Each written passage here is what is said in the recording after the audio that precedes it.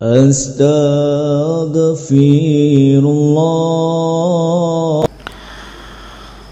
Dan kita hanya berdoa kepada Allah Subhanahu wa taala, semoga di 10 akhir Ramadan ini kita diberikan taufik oleh Allah Subhanahu wa taala mendapatkan malam terbaik dalam Islam, Lailatul Qadar.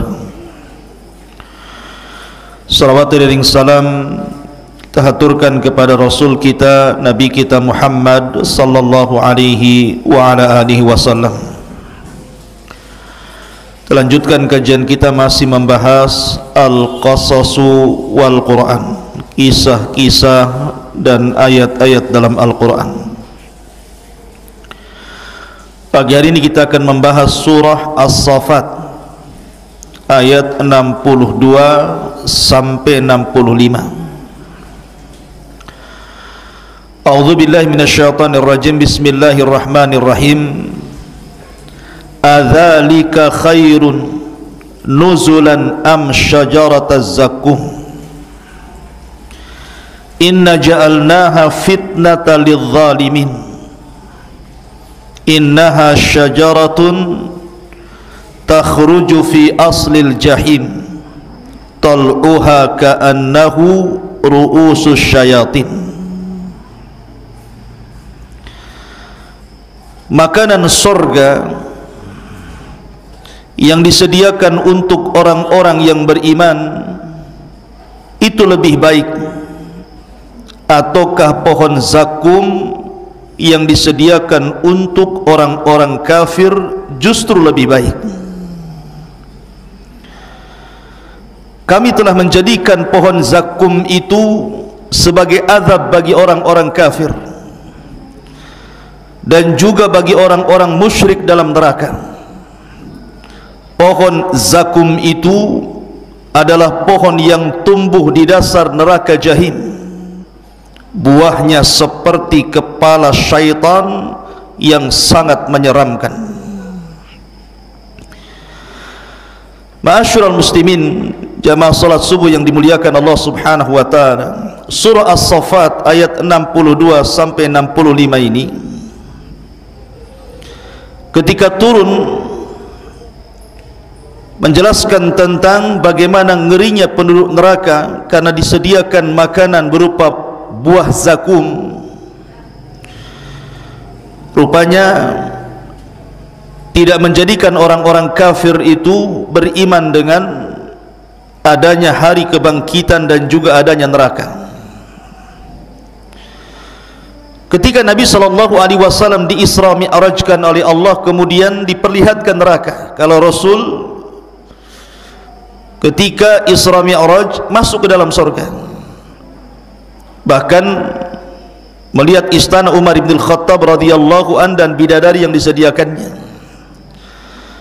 Tetapi ketika diarahkan ke neraka, Rasul tidak masuk. Karena Rasul kalau sampai masuk neraka, melihat neraka bisa terbakar. Maka Rasul hanya diperlihatkan dari kejauhan. Lah salah satu yang diperlihatkan kepada Nabi SAW adalah syajarataz zakum. Ada satu pohon, dan pohon itu tumbuh di atas neraka jahim. Itulah yang berbuah pohon itu yang disebut dengan zakum. Ketika Nabi SAW menyampaikan tentang sifat pohon zakum dan buah zakum, di mana ini makanan penuh neraka, orang-orang musyrik istihza, mengolok-olok. Bahkan diriwayatkan Abu Jahal yang disabdakan Nabi SAW, Fir'aunnya umat ini, tiba-tiba kemudian mengumpulkan orang-orang musyrik dan mengatakan, inna Muhammadan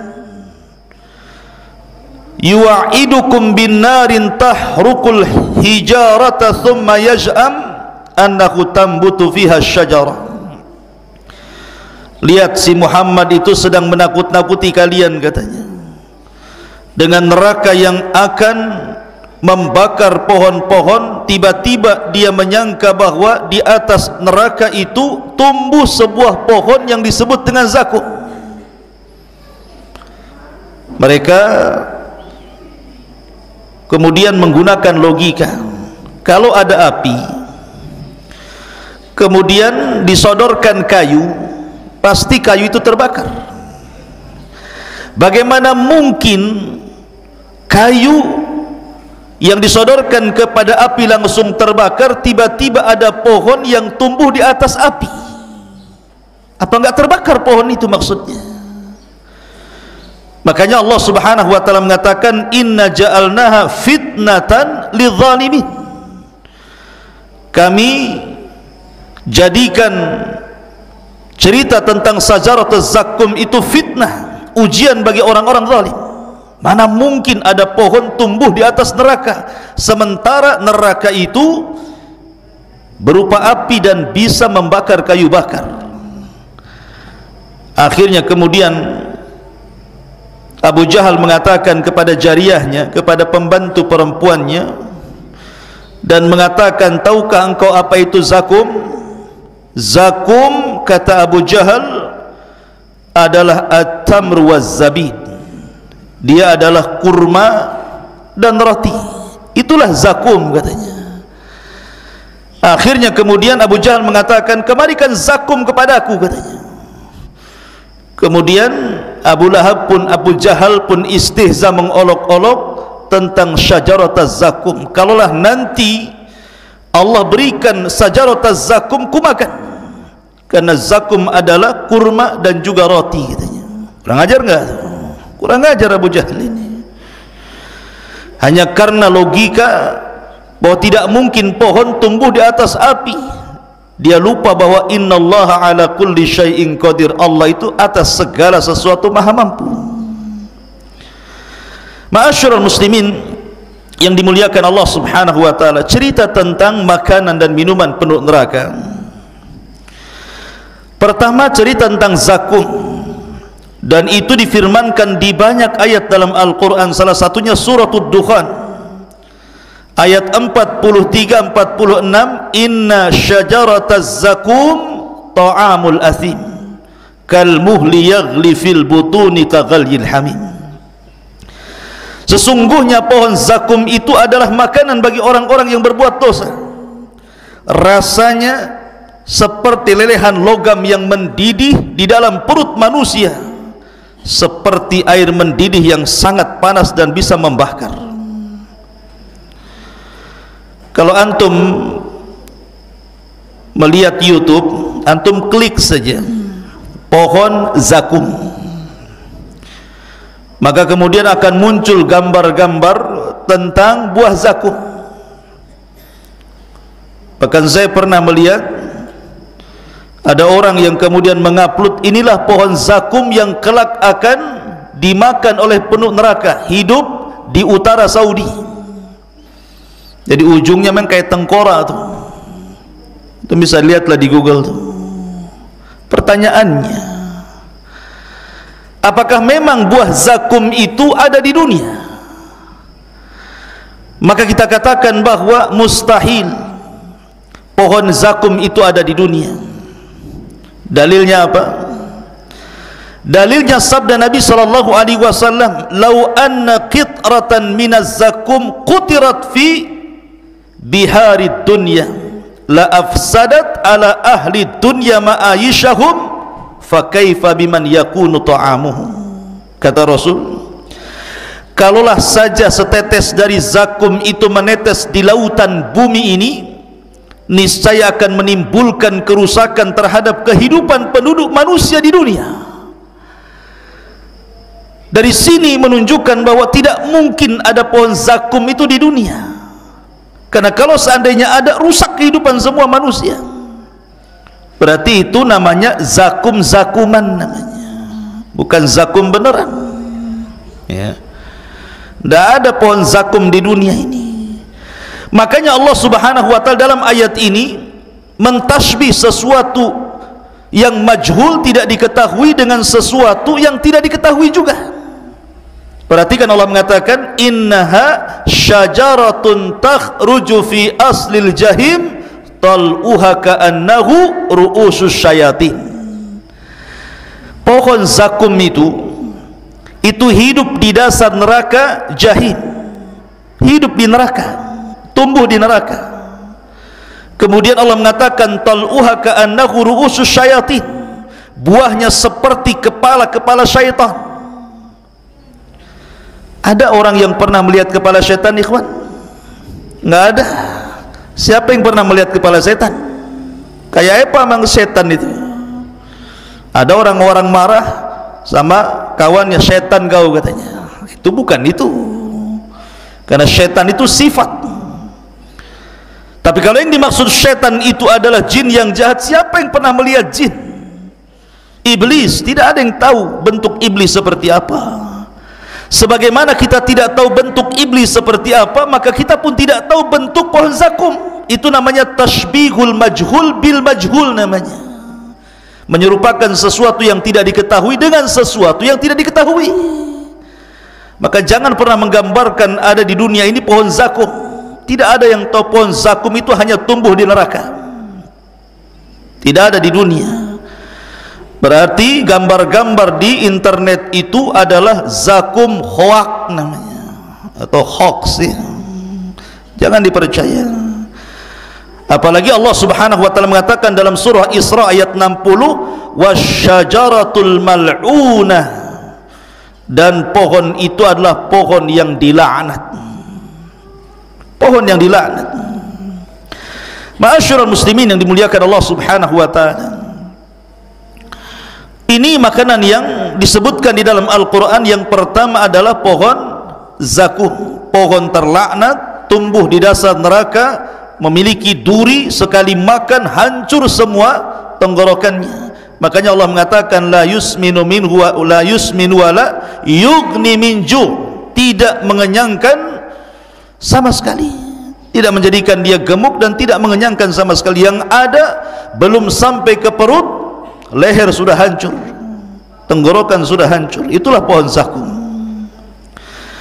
Yang kedua, makanan penduduk neraka itu namanya dhari', dan itu disebutkan di dalam surah Al-Ghashiyah ayat 7, ayat 6 sampai 7. Laisa lahum ta'amun illa min dhari', la yusmin wa la yughni min ju'. Mereka tidak memperoleh makanan selain dari dhari', tidak menggemukkan dan tidak pula menghilangkan lapar. Apa itu dhari'? Ada yang mengatakan bahwa dhari' itu sejenis tumbuhan yang berduri. Kalau pohon dhari di Hijaz, Hijaz itu Mekah Madinah, ada pohon yang berduri, orang-orang menyebutnya dhari'. Nah, penduduk Hijaz mengatakan bahwa itu disebut dhari', dan itu beracun. Buah dhari' itu kalau dimakan beracun, sekali makan mati. Racunnya sangat mematikan. Bahkan tidak ada manusia yang mendekati pohon dhari' itu di Hijaz sana, karena memang kalau seandainya termakan daunnya atau buahnya, itu langsung mati.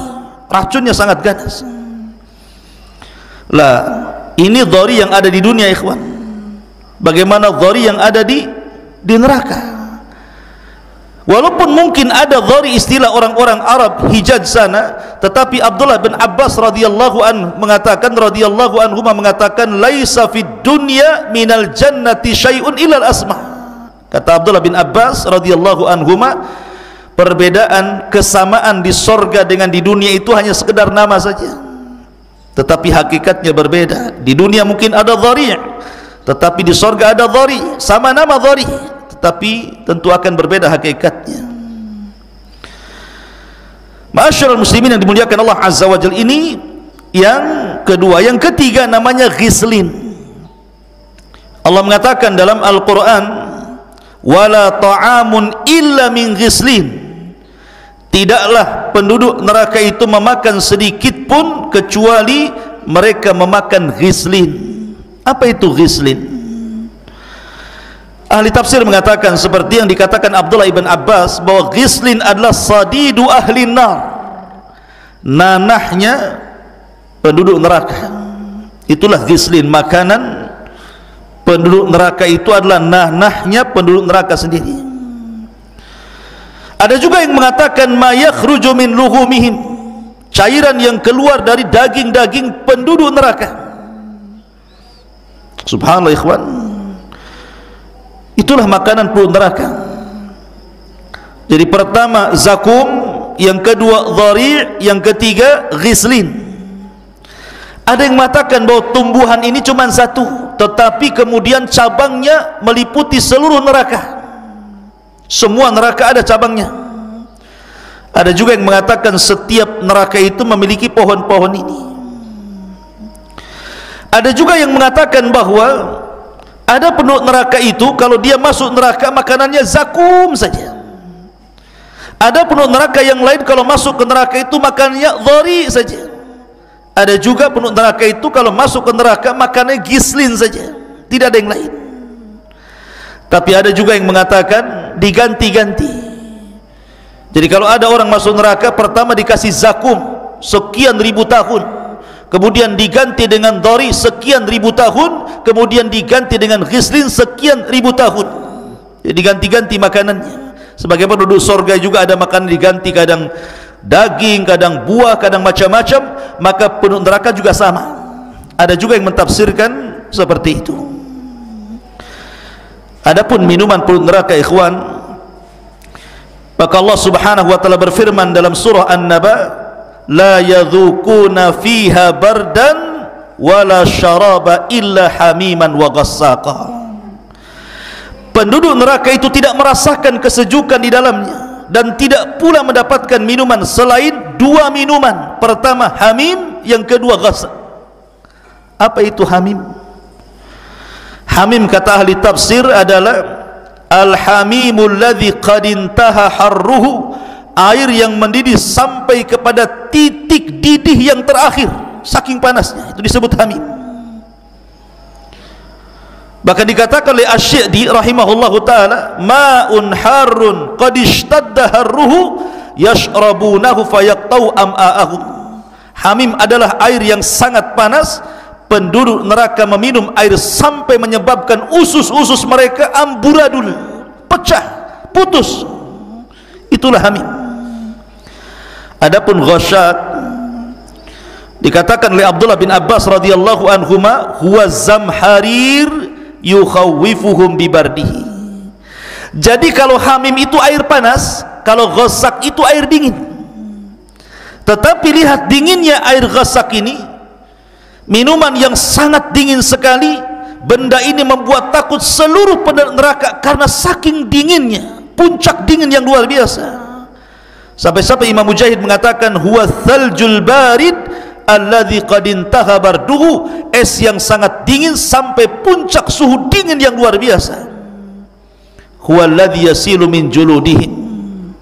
Ghassat adalah cairan yang keluar dari kulit-kulit penduduk neraka. Ma yakhruju min absarihi minal qayhi wad dam, cairan nanah dan cairan darah yang keluar dari mata-mata penduduk neraka itu disebut ghassak. Lah itu minumannya.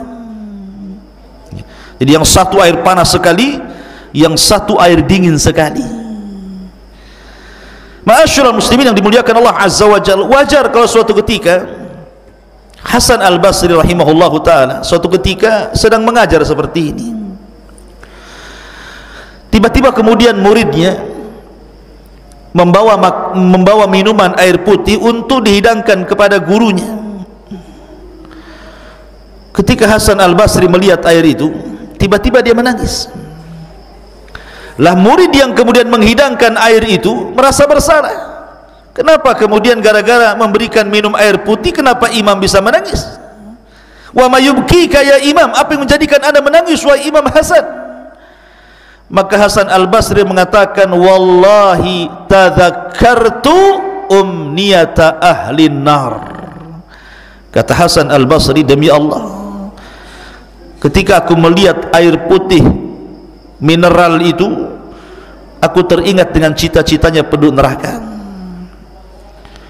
Kemudian murid-muridnya mengatakan, wa ma umniyatu ahlin nar ya imam, apa cita-cita penduduk neraka itu wahai imam?